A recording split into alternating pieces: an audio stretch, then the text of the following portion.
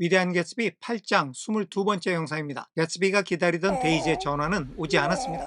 개츠비는 전화가 올 거라는 기대를 아예 안 했을 거라고 닉은 생각합니다.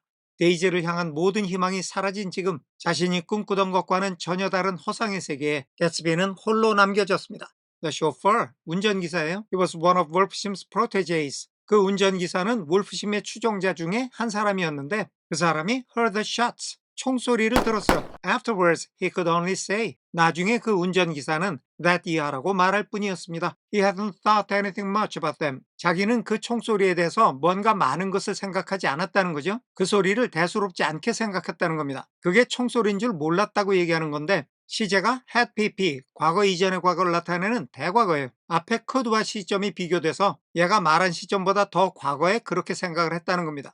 정리할게요. 그 운전기사는 wolfsham의 추종자 중 하나였는데 그가 총소리를 들었습니다.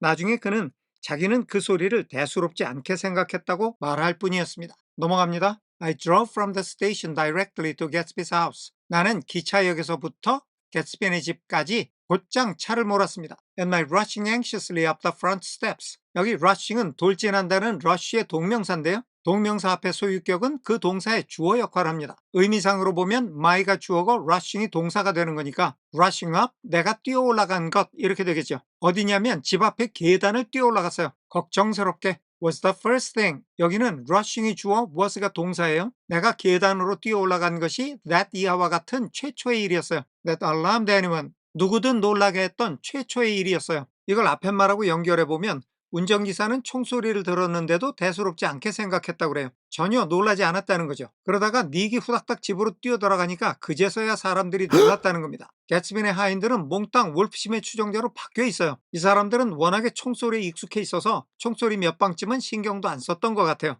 정리할게요. 나는 기차역에서 개츠비의 집까지 곧장 차를 몰았습니다.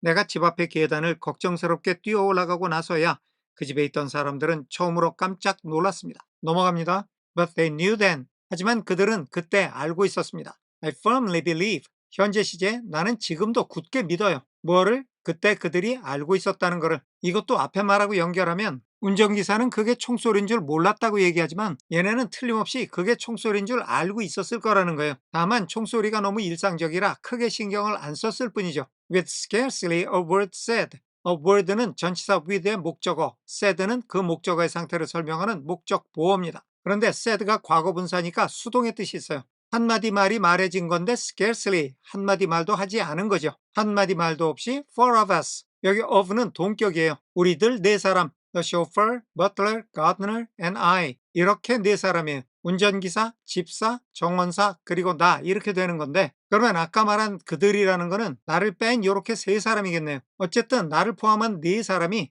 hurried down to the pool. 수영장으로 급히 내려갔습니다. 정리할게요. 하지만 그때 그들은 알고 있었다고 나는 지금도 굳게 믿고 있습니다. 우리들 네 사람, 즉 운전기사, 집사, 정원사, 그리고 나는 한마디 말도 없이 수영장으로 급히 내려갔습니다. 넘어갑니다. There was a faint, barely perceptible movement of the water. A faint, barely perceptible. 미약해서 거의 알아챌 수 없는 물의 움직임이 있었어요. 물이 움직이기는 움직였는데 너무 약하게 움직여서 거의 움직이는 줄도 몰랐다는 겁니다. as 이하하는 동안에 the fresh flow from one end. 한쪽 끝에서 나온 새로 들어온 물의 흐름이 즉 한쪽 끝에서 새로 흘러 들어온 물이 urged its way. 자기의 길을 재촉했습니다. 계속 흘러갔다는 거죠. toward the drain at the other. other 다음에 end가 생략된 거니까 다른 쪽 끝에 있는 배수관 쪽으로 흘러갔습니다. 풀장의 물을 깨끗하게 유지하기 위해서 한쪽에서 물이 이렇게 흘러 들어오면 다른 쪽에 있는 배수구로 물을 뺀다는 거예요. With little ripples that were hardly the shadows of waves. that 이하와 같은 잔물결들. that were hardly the shadows of waves. 파도의 그림자가 거의 아닌 잔물결. 자기 파장의 그림자조차도 거의 만들어낼 수 없을 정도로 아주 잔잔한 물결과 함께 the laden mattress moved irregularly. 짐을 실은 매트리스가 일정하지 않게 움직였어요. 짐을 실었다는 것은 매트리스 위에 개츠비가 죽어 있었다는 거고요. 그 매트리스가 이리저리 떠다니고 있었다는 겁니다. Down the pool, 수영장 아래쪽으로. 정리할게요. 한쪽 끝에서 새로 흘러 들어온 물이 다른 쪽 끝에 배수관 쪽으로 계속 흘러가는 동안 물의 움직임은 너무 약해서 움직이는 것을 알아챌 수도 없었습니다. 파도의 그림자도 거의 만들 수 없을 만큼 잔잔한 물결이 있는 가운데 짐을 실은 매트리스는 수영장 아래쪽으로 이리저리 움직이고 있었습니다. 넘어갑니다. A small gust of wind. 작은 돌풍인데 that 이하와 같은 작은 돌풍. That scarcely corrugated the surface. 수면을 거의 물결치게 할 수도 없는 작은 돌풍. Was enough. 바람이 주어 was가 동사죠. 물결을 만들어낼 수도 없을 만큼 아주 작은 바람이 충분했어요. To disturb its accidental course with its accidental burden. 그 매트리스의 뜻하지 않은 짐으로 그 매트리스의 뜻하지 않은 경로를 방해하기에 충분했어요. 바람은 아주 약한 바람이지만 매트리스 위에 개츠비의 시체가 있다 보니까 그 약한 바람으로도 매트리스의 방향이 자꾸 바뀌었다는 겁니다. The touch of a cluster of leaves. 나뭇잎의 한 무리의 건드림. 수영장에서 나뭇잎들이 둥둥 떠다니면서 뭉쳐있다가 그게 매트리스를 건드린 것이 revolved it slowly. 그 매트리스를 천천히 돌렸어요. tracing, 분사구문의 때 이후 양보 조건 중 때 동시상황입니다.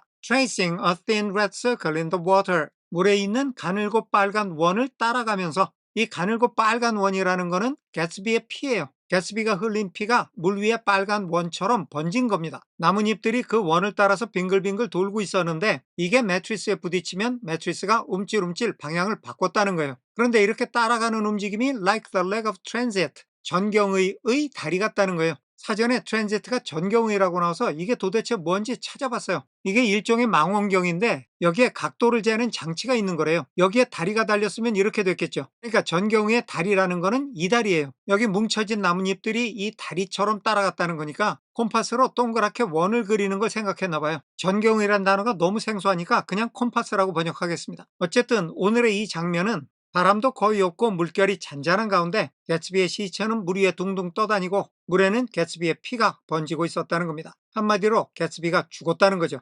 정리할게요. 수면에 물결도 만들어내지 못할 만큼 작은 바람만으로도 뜻하지 않은 짐을 실은 매트리스의 경로를 바꾸기에 충분했습니다.